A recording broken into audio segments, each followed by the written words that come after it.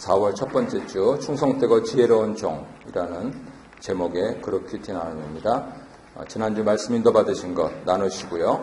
초신자들이 있을 때는 조금 질문이 어렵지만은 우리가 교회 모임으로 모였으니까 예수님이 이번 주 금요일 오후 7시에 오신다면 나는 무엇을 할 건가 라고 하는 그러한 상상을 나눠보도록 그렇게 하시면 좋을 것입니다. 아무래도 임박한 그러한 종말에 대해서 생각하실 수 있는 기회가 되실 것입니다. 마태복음 24장 전체는 종말에 관한 예수님의 예언과 가르침입니다. 재난의 징조, 그리고 환난, 인자의 재림에 대해서 말씀하신 후에 충성되고 지혜로운 종은 어떻게 종말을 준비해야 하는지에 대해서 말씀하시고 있습니다. 말씀과 나눠보겠습니다. 주인이 올 때, 즉 예수님이 이 땅에 재림하실 때 예수님을 믿고 따르는 충성되고 지혜로운 종은 어떠한 자인가에 대해서 45절에서 47절 가르치시는데요. 충성되고 지혜로운 종은 어떤 일을 감당하는 자인가? 여기서 충성되다는 것은 신실한 것을 의미합니다. 지혜롭다는 것은 그 신실한 내용이 무엇인가 하는 것을 의미합니다. 자세와 태도도 중요하지만 어떻게 살 것인가 하는 그것을 생각하라는 말씀입니다. 이 분들은 어떤 일을 감당하느냐면 주인의 집사람들을 맡아서 때를 따라 양식을 나눠주는 일을 합니다. 그래서 영의 양식을 나눠주고 그리고 육의 양식을 나누어주는 일까지 영의 양식을 나눠주는 것을 위하여서 하나님께서 가정과 교회를 세우시고 육의 양식을 나눠주는 것을 위해서 국가를 세우셨습니다. 물론 두 것이 교차하는 부분들이 없지 않아 있습니다. 아시는 분한테 들으니까 토론토에서 제일 큰 교회는 1년에 예산을 한 4만 불 정도 그렇게 들여가지고 교회 뒤편에다가 쌀 이렇게 싸놓고 필요하신 분들 갖고 가시라고 그렇게 한다 그래요. 전임 목사님부터 쭉 그렇게 해오셨다 그러는데 거기가 뭐 예산이 300만 불이 넘으니까 4만 불 정도 이렇게 하시는 거는 어렵지 않겠는데 상당히 그런 교차점에 대해서 생각들을 많이 하시는 것이죠. 예수님의 재림에 대한 확실성 그리고 그때에 대한 하나님의 절대 권위를 설명하신 후에 노아의 때에 일어날 일을 다시 회상시키시고 끝으로 깨어 있어야 되고 종말을 준비하라 이런 부탁의 말씀을 하신 후에 오늘 본문 말씀을 통해서 제자들을 권면하시고 있습니다. 앞서 45절 앞서 말씀하신 세 가지 내용의 공통점은 모른다는 겁니다. 뭘 모르냐면 첫째로 종말 자체에 대해서 모른다 겁니다. 둘째, 종말이 있다는 것은 알지만은 그 때가 언제인지는 모른다는 것입니다. 성경이 말하는 종말은 흔히 세상 사람들이 기대하고 상상하듯이 어떤 사건, 인물, 시기, 때에 대한 그런 것이 아니고 종말의 내용과 때를 정하시는 하나님의 주권에 대한 겁니다. 한번 따라 하실까요? 성경의 종말은 하나님의 주권이다. 예. 이 하나님의 주권을 믿는 백성들이 오늘도 예배당에 나와서 예배드리고 종말을 듣고 있습니다. 왜냐하면 그 하나님과 관계를 맺고 사는 것이 백성의 본분이고 백성이 종말에 대해서 생각할 모든 것이기 때문입니다. 주인이 어떻게 하시느냐에 따라서 하나님께서 어떻게 하시느냐에 따라서 내 개인의 종말뿐만 아니고 역사의 종말이 결정된다 하는 그 믿음 때문에 그런 것입니다. 그러니까 몇 날 며칠 몇 시에 어디에 모이면 된다더라 라고 이러한 사교에 빠지는 것은 바로 하나님을 잘 몰라서 그런 것이죠. 혹은 하나님을 무시하거나 하나님에 대해서 잘못된 사상을 갖고 있기 때문입니다. 메시아의 초림을 기대하면서 살았던 유대 조상들의 신앙 수준을 넘어서 그러다 보니까 지금까지도 기다리시잖아요. 지금 모스크에 있는 거 허물고 또 지면 이제 메시아 오신다고 엉뚱한 상상들을 하시면서 말이죠. 하지만 예수님을 믿은 사람들은 이제 다시 오실 예수님, 그것을 지난주 설교를 통해서 파루시아다 이렇게 좀 어려운 표현을 썼습니다만 예수님을 기다리면서 소망하면서 살 것을 주문하시고 있습니다. 그래서 이 땅의 모든 교회와 성도는 그런 의미에서 충성되고 지혜로운 종으로 살아가야 합니다. 사람으로서 모른다라고 하는 그러한 유한함, 제한된 그러한 성격 위에 종으로서 알아야 한다라고 하는 신앙 고백이 삶에서 구현되어야 되는 것이죠. 모든 사람은 모릅니다. 그런데 종은 압니다. 그렇다면 무엇을 알아야 되느냐? 첫째로 주인이 곧 오신다는 사실. 근데 그 곳을 자꾸만 해석하려고 그러는 것이죠. 둘째로 자신은 주인이 명령한 것을 그대로 순종하는 것. 그것을 아는 것이죠. 그러면 그대로 순종하는 것, 30일 앞까지 땡겨서 한다. 그거는 세상 사람들이 하는 거고 우리는 오늘을 사는 것입니다. 예수님께서 사역하시면서 주기도문에서 일용할 양식을 가르치신 것은 바로 종말을 사는 백성들의 태도를 가르치신 것이죠. 오늘을 사는 것입니다. 종은 주인께서 오늘 어떻게 살라 하신 것을 가르쳐 주신 것에 사실 그 이상 할 수도 없고요. 그래서 오늘을 충실하게 사는, 오늘을 순종하는 그러한 사람이다. 내가 인천에 배만 뜨면, 이번 일만 잘 되면, 애만 뭐가 되면, 내가 이것만 풀리면 그거는 상상할 수 없는, 내가 책임질 수 없는 일이고 오늘 일어나서 새벽 기도부터 숨 쉬셨으니까 교통사고 안 나고 내일 다시 주일이 올 때까지 오늘 어떻게 순종하며 사는 것인가 라고 하는 것을 생각하는 것이 참된 종의 본분이다 하는 것이죠. 세상 사람들은 그래서 종말을 세상 끝장이라고 생각합니다. 어떻게 도망갈까? 그런데 믿는 사람들은 종말을 새로운 시작이다. 이제 내가 새로운 곳으로 간다. 흔히 얘기하듯이 내세다 그겁니다. 그래서 종말을 제대로 생각하는 사람은 내세에 대한 소망이 있고 우리의 육신이 다 후패하여서 이제 흙으로 돌아갈 때가 되면 기뻐지는 것이죠. 드디어 고대하던 예수님을 만나보게 되었구나.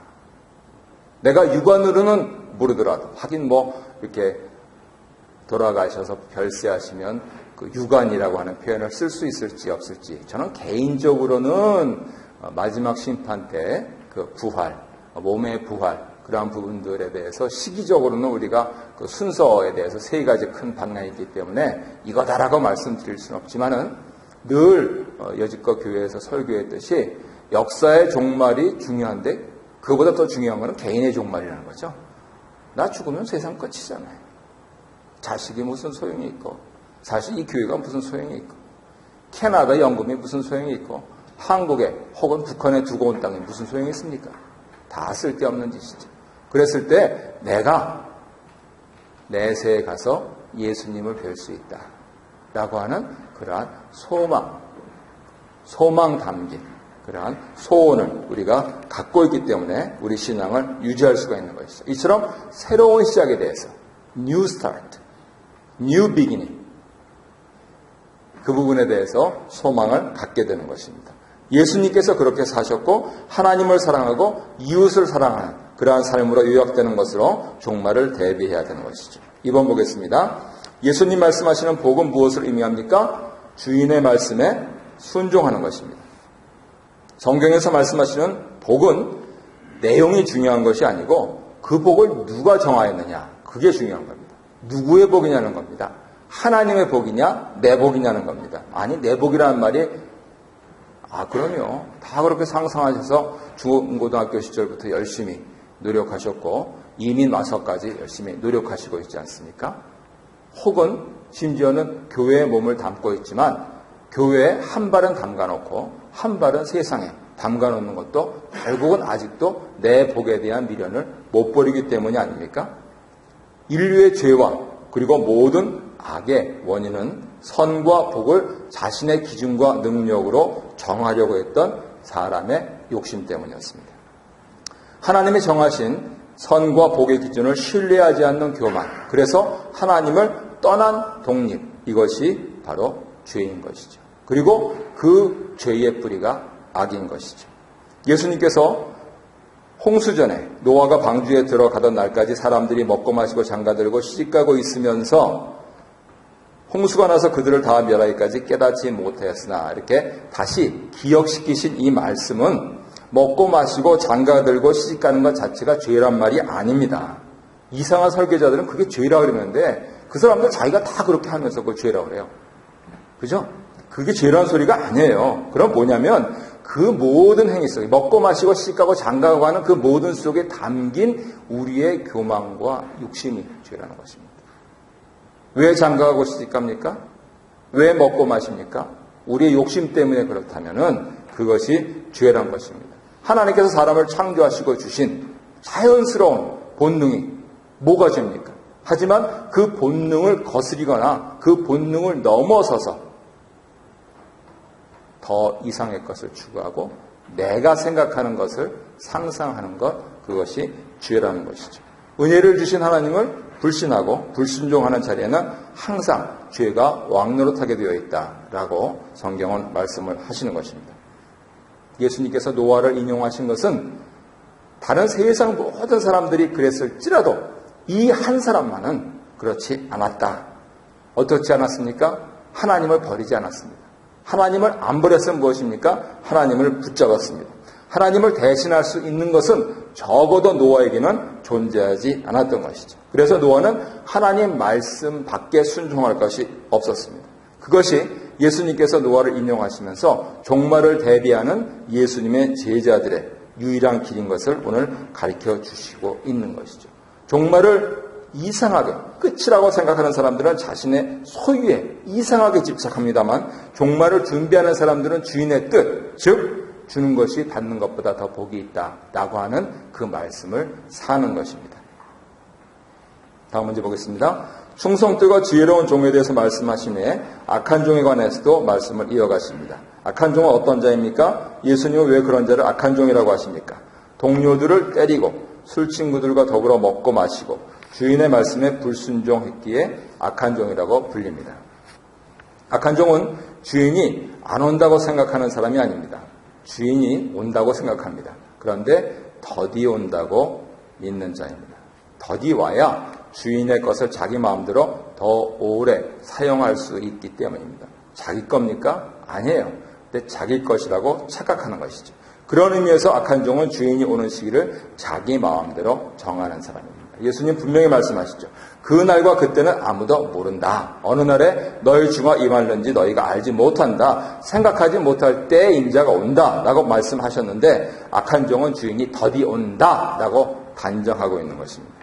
하나님의 보호자까지도 넘보는 인간의 악함과 죄성은 단순히 율법을 어기고 윤리를 잘못하는 그러한 것을 넘어서 하나님과의 관계를 부정하고 깨는 것, 내가 정한다 라고 그렇게 생각하는 것입니다. 악한 종은 주인을 신뢰하지 않습니다. 주인의 부탁과 명령을 두 가지 행태로 어기고 있습니다. 첫째는 공동체로 묶어준 동료들을 때립니다. 주인이 없는 동안에 주인 노릇을 하고 싶었던 악한 종은 정당하고 투명한 방법으로는 주인의 권위를 대신할 수 없기 때문에 폭력을 사용하여서 두려움을 주는 식으로 주인 행세를 합니다. 관대하고 온유한 주인의 태도가 그 인격이 늘 마음에 들지 않았기 때문입니다. 평화적이고 비폭력적인 주인의 삶의 양식이 싫었던 것입니다. 십자가에 달리기까지 고난을 당한 것이 자기에게는 맞지 않다고 생각하는 것입니다. 저는 우리 교회가 참 좋은 교회가 될 가능성이 상당히 높다고 생각합니다. 좋은 교회란 뜻은 말씀드릴 수가 없고요. 그 가능성이 상당히 높다고 생각합니다. 왜냐하면 평화를 추구하기 때문입니다. 교회가 좀 빨리 부흥하지 않아서 늘 그게 인간적으로는 노심초사입니다만 영적으로는요 그렇게 싸울 일이 많았음에도 불구하고 안 싸운 것. 다 우리 모두 성격에 모관한 사람들인데 그 모관한 사람들이 안 부딪힌 것.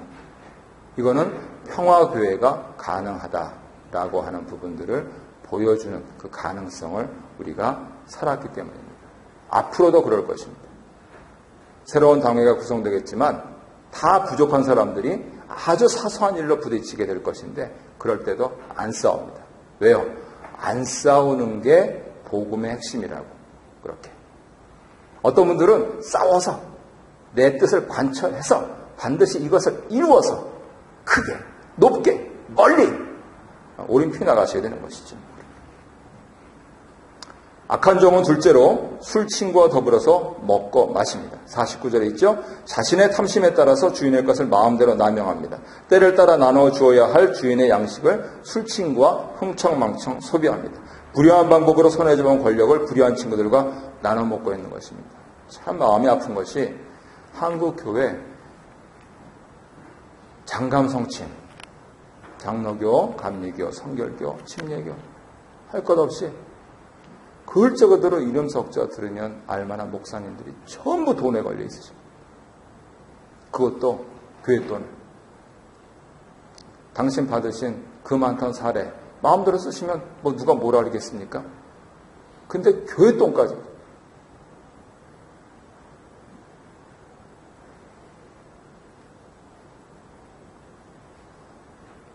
교회가 문제가 나서 목사님이 3년여 안 계신 그러한 분이 교회가 있습니다. 목사님 영주권 때문에 문제가 생겼었는데 거기는 담임 집사님이라고 그러시더라고요. 목사님들만 잘 이렇게 하실 줄 아나 그랬더니 집사님도 잘 하셔가지고 지금 마이너스 20억 원입니다. 교인이 3,000명이에요. 담임 집사님이 다 쓰셔서 빚 끌어다가. 그러니까 뭐 목사님, 장로님, 집사님 할 것 없이 누구나 정말 조심하셔야 됩니다. 특히 돈 문제 걸리지 않도록. 교회에서는, 더구나 한국교회에서는 두 가지입니다. 돈 문제, 성 문제. 두 가지 안 걸리면은요, 안 싸우면 됩니다, 그냥. 뭐 신앙생활하는 게 뭐가 대수입니까? 내가 와서 주일날 예배 드리고, 토요일날 새벽 기도 드리고, 시간 났으면 수요일날 성경 공부하시고, 매일 집에서 큐티 하시고, 하나님께서 주신 유용한 양식 먹고, 좀 남는 거 좀 나눠주고, 그게 지루하다 그러시면은요, 그거 생각 다시 하셔야 됩니다. 한국에는 내 친구들하고 비교해 보십시오. 얼마나 감사합니까? 그동안 추웠던 일기들 다 꺾이게 하셔서 이제 봄 오는 거 분명히 보이고, 오늘 아침에 조금 다시 이렇게 서리가 내려서 좀 그렇지만. 그래서 우리가 우리의 신앙생활의 데피니션을 정확하게 하셔가지고 늘 항상 깨어서 기도하면서 감사하는 것. 그거 연습하는 게 신앙생활입니다. 다람쥐 쳇바퀴 돌아가듯이 돌아갑니다. 그런데 그 가운데서 인생 사는 그러한 참이 그 부분들에 대해서 내가 찾아서 발견하셔야 돼요. 모르겠으면은요, 목사하고 상담하시고요, 구회에 가서 기도해달라 그러시고요, 그리고 등산 가시고요, 여행 가시고요, 그리고 새벽 기도하세요. 그래서 우리의 신앙생활을 우리가 잘 건사하면서 악한 종이 되지 않도록 조심해야 합니다. 내용을 정리하겠습니다. 예수님은 제자들에게 종말론적 삶이 무엇인지를 비유를 통해서 말씀하시고 있죠. 종말의 날은 알 수 없지만 그때는 반드시 온다는 것을 종들은 압니다. 언제인지 모르기 때문에 매일매일 준비해야 하는 그런 삶을 살아야 합니다. 주인이신 예수님은 교회와 성도들이 충성되고 지혜로운 종이 되기를 바라시고 그 주인의 뜻에 따라서 오늘 이 아침에 기도하러 나오신 모든 분들이 오늘 하루를 충성되게 지혜롭게 사시고 내일 주일날 감사함으로 예배당에 오시기를 초대합니다.